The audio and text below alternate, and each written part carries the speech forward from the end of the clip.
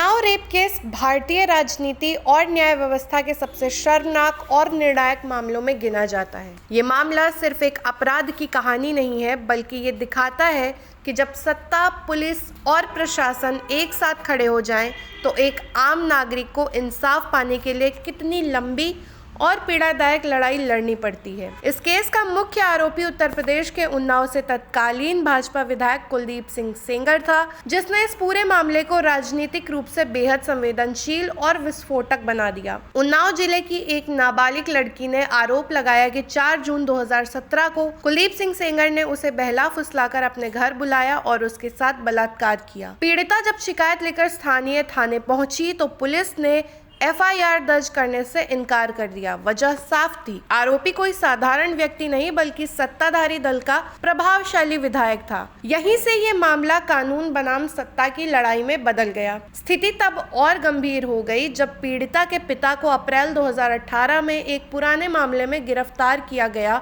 और कुछ ही दिनों बाद 9 अप्रैल 2018 को पुलिस हिरासत में ही उनकी मौत हो गई। परिवार ने आरोप लगाया कि उन्हें बेरहमी से पीटा गया और ये केस वापस लेने के दबाव का नतीजा था। इस घटना ने प्रशासन की भूमिका पर बड़े सवाल खड़े कर दिए और मामला राष्ट्रीय स्तर पर चर्चा में आ गया। इंसाफ न मिलने से टूट चुकी पीड़िता ने 8 अप्रैल 2018 को दिल्ली में सुप्रीम कोर्ट ऑफ इंडिया के बाहर आत्मदाह की कोशिश की। विपक्षी दलों ने सीधे तौर पर भाजपा सरकार पर आरोप लगाए कि वो अपने विधायक को बचाने की कोशिश कर रही है। बढ़ते दबाव के बाद आखिरकार 13 अप्रैल 2018 को उत्तर प्रदेश सरकार ने सेंट्रल ब्यूरो ऑफ इन्वेस्टिगेशन को ये मामला सौंप दिया और 13 अप्रैल की रात ही कुलदीप सिंह सेंगर को गिरफ्तार कर लिया गया।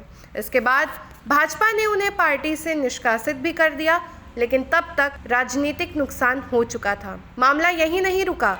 28 जुलाई 2019 को पीड़िता के साथ एक और भयावह घटना हुई। वो अपने वकील और रिश्तेदारों के साथ रायबरेली जेल में बंद सेंगर से जुड़े एक गवाह से मिलने जा रही थी, तभी एक ट्रक ने उनकी कार को टक्कर मार दी। इस हादसे में पीड़िता गंभीर रूप से घायल हो गई और साथ ही 2 रिश्तेदारों की मौत भी हो गई। जांच में सामने आया कि ट्रक और उसके ड्राइवर का संबंध सेंगर से जुड़े लोगों से था। इसके बाद केस को पूरी तरह से दिल्ली ट्रांसफर कर दिया गया और सुप्रीम कोर्ट के निर्देश पर रोजाना सुनवाई शुरू हो गई। लंबी सुनवाई के बाद 16 दिसंबर 2019 को दिल्ली की अदालत ने कुलदीप सिंह सेंगर को रेप का दोषी ठहराया और 20 दिसंबर को उन्हें आजीवन कारावास की सजा सुनाई गई। साथ ही पीड़िता को मुआवजा, सुरक्षा और परिवार के एक सदस्य को सरकारी नौकरी देने के निर्देश भी दिए गए। ये फैसला भारतीय न्याय व्यवस्था के लिए एक महत्वपूर्ण मिसाल बना, क्योंकि इसमें सत्ता में बैठे एक ताकतवर नेता को कठोर सजा मिली, लेकिन इसके बाद भी उन्हें कई बार अंतरिम जमानत मिलती गई। सबसे पहले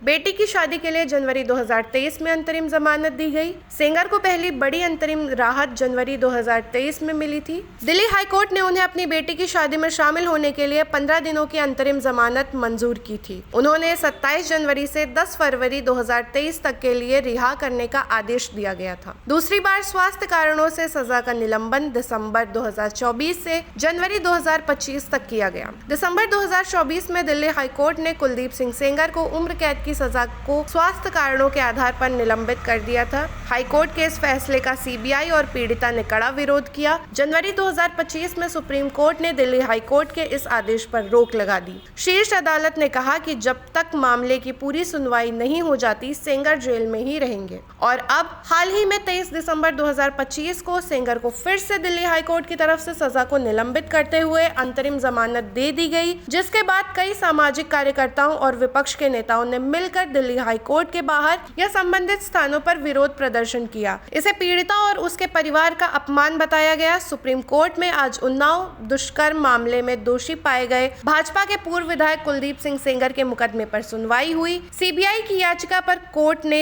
दिल्ली हाईकोर्ट के आदेश पर फिलहाल रोक लगा दी है, जिससे प्रदर्शनकारियों ने शीर्ष न्यायालय का आभार व्यक्त किया। महिला कार्यकर्ता योगिता भायाना ने भी सुप्रीम कोर्ट के इस फैसले पर अपनी प्रतिक्रिया दी है। नमस्कार, मैं आज सुप्रीम कोर्ट के दिए गए फैसले का स्वागत करती हूँ और मैं धन्यवाद करना चाहती हूँ हमारे मीडिया भाई बंधुओं का और हमारे जनता का, जिन्होंने इतना सपोर्ट दिया इस बेटी को। और जैसे कि निर्भया के समय पे कांग्रेस की सरकार थी, तब भी हम सड़कों पर उतरे थे, तब भी हमें लोगों का सपोर्ट मिला था। और आज सरकार दूसरी है, पर बेटियों की लड़ाई जारी है और जो ये समर्थन हमें मिलता है मीडिया से या लोगों से जो बिल्कुल सोचते हैं हमारी बेटियों के लिए, वो बहुत अतुलनीय है। और मुझे लगता है चाहे वो निर्भया की लड़ाई हो, चाहे वो नौ की बेटी की लड़ाई हो, आप सभी ने जो साथ दिया है, ये उसकी वजह से आज का दिन हमें देखना पड़ा है। मैं दिल से आपका थैंक यू करती हूँ कि आप इस मुहिम में मुझसे जुड़े रहे और इस बिटिया के लिए न्याय की मांग लगातार करते रहे। Thank you so much. राजनीतिक दृष्टि से देखें तो ये घटनाक्रम भी भाजपा के लिए असहज करने वाला रहा।